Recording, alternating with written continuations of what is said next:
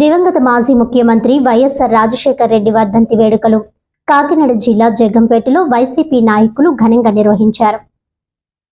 ఈ సందర్భంగా జగ్గంపేట నియోజకవర్గ కో కన్వీనర్ మాజీ మంత్రి తోట నరసింహం ఆధ్వర్యంలో బాలాజీ నగర్ లోని పార్టీ కార్యాలయం వద్ద వైఎస్ఆర్ వర్ధంతి వేడుకలు ఘనంగా నిర్వహించారు. యువ నాయకుడు తోట రామ్జీ ఆధ్వర్యంలో పార్టీ కార్యాలయం నుంచి ర్యాలీగా బయలుదేరి వైఎస్ఆర్ విగ్రహానికి చేరుకుని పూలమాలలు వేసి ఘనంగా నివాళులర్పించారు. అదే విధంగా మాజీ ఎమ్మెల్యే జ్యోతుల చంటిబాబు తన అనుచరులతో కలిసి గోకవరం రోడ్ పార్టీ కార్యాలయం నుంచి బైక్ ర్యాలీగా బయలుదేరి సెంటర్ లోని వైఎస్ఆర్ విగ్రహానికి చేరుకుని పూలమాలలు సమర్పించారు. అనంతరం చంటిబాబు మాట్లాడుతూ దివంగత వైఎస్ఆర్ అడుగుజాడల్లోనే ఆయన కుమారుడు మాజీ ముఖ్యమంత్రి వైఎస్ జగన్ నడుస్తున్నారని, ఆయన ఆశయాలకు అనుగుణంగానే మేము పనిచేస్తామని తెలిపారు. ఈ కార్యక్రమంలో తోట రామ్జీ, రావుల గణేష్ రాజా, వమ్మి రఘురాం, కాపవరపు ప్రసాద్, జాన్ వెస్లీ, గుల్లా ఏడుకొండలు, బండారు రాజా, ఇళ్ల అప్పారావు కాపు, కంచె లక్ష్మణదొర, బొద్దిరెడ్డి చక్కెరరావు తదితర పార్టీ నాయకులు, కార్యకర్తలు పాల్గొన్నారు.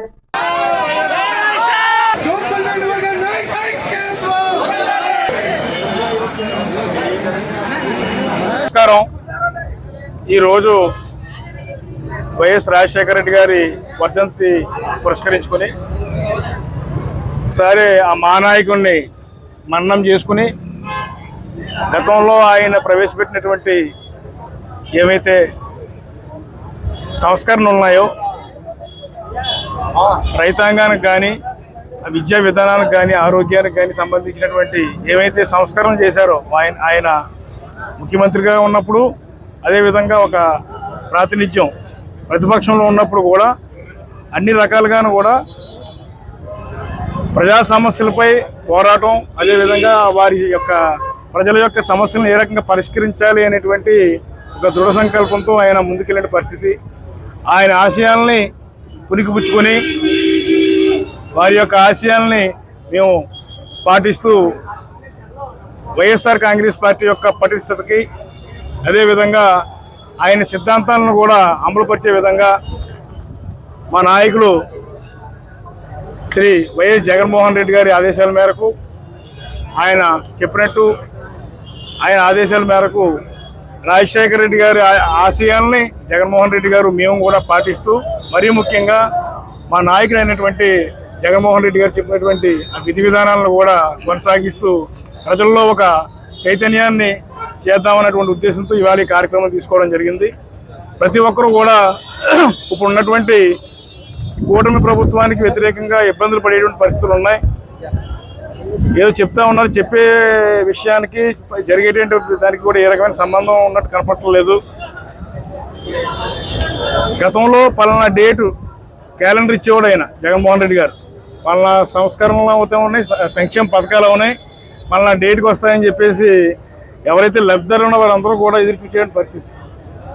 ఇప్పుడేదో పెన్షన్లు కూడా వికలాంగుల పెన్షన్లు అవ్వచ్చు, అదేవిధంగా ఓల్డేజ్ పెన్షన్స్ అవ్వచ్చు, వివిధ రకాల పెన్షన్లు అవి కూడా ఇస్తామంటున్నారు. కానీ ఇచ్చిన వాటిల్లో సగానికి పైగా కోతలు ఏదో ఒక వంకతోటి అవి నిర్మూలించి ఇచ్చేవన్న తూతూ మంత్రంగా సంస్కరణలు, సంక్షేమ పథకాలు ఇచ్చే పరిస్థితి ఉంది. అదేవిధంగా మన వైఎస్ఆర్ కాంగ్రెస్ పార్టీకి సంబంధించినటువంటి మేనిఫెస్టోలో ఉన్నటువంటి అమ్మఒడి పథకాన్ని, అదేవిధంగా తల్లికి వందనం అనేటువంటి పేరు మార్చి అది కూడా కోతలు విధించి అన్ని రకాలుగా ఒక స్కీమ్ కాదు, ఒక సంక్షేమ పథకం కాదు, అన్ని సంక్షేమ పథకాల్లోనూ కూడా ఏదో ఇచ్చామన్న మాటకి ఇస్తూ ఉన్నారు తప్ప ప్రజలకి సరైనటువంటి న్యాయం జరగట్లేదు అనేటువంటిది ప్రజలందరిలోనూ కూడా జరుగుతున్నటువంటి ఒక చర్చ.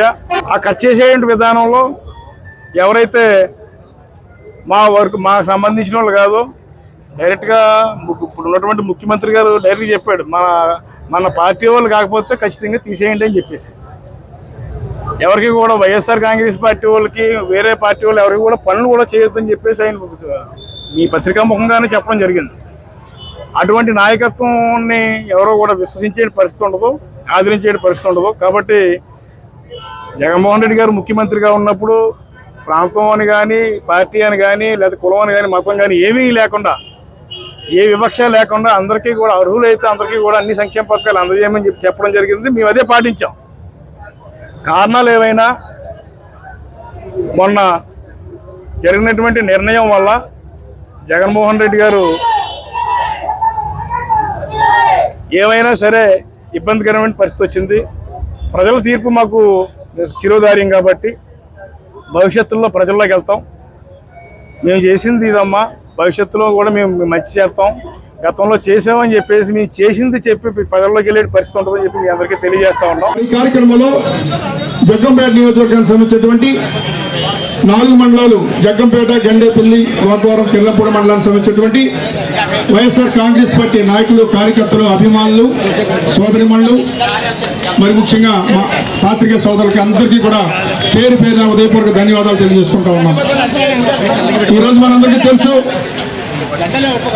దివంగత డాక్టర్ వైఎస్ రాజశేఖర రెడ్డి గారు అంటే మరి రాష్ట్రమే కాదు, ఉమ్మడి ఆంధ్రప్రదేశ్ కాదు, యావత్ భారతదేశంలోని కూడా ఒక చెరగని ముద్రేసుకున్నటువంటి మహానాయకుడు దివంగత డాక్టర్ వైఎస్ రాజశేఖర రెడ్డి గారు.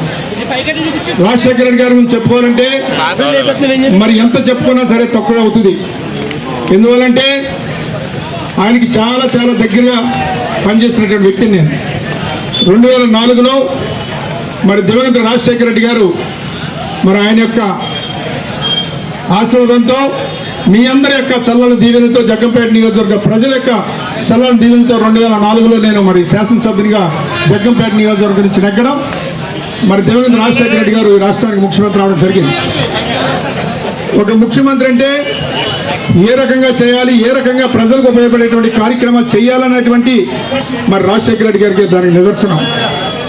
మరి గతంలో ఎంతో మంది పనిచేశారు, కానీ వారెవ్వరూ చేయనటువంటి అనేక కార్యక్రమాలు ఆయన సొంతంగా ఏ ప్రభుత్వం నుంచి కానీ ఎక్కడి నుంచి కానీ ఏ కాపీ కొట్టకుండా ఆయన మనసులోంచి, హృదయంలోంచి వచ్చినటువంటి అనేక కార్యక్రమాలు చేసినటువంటి వ్యక్తి.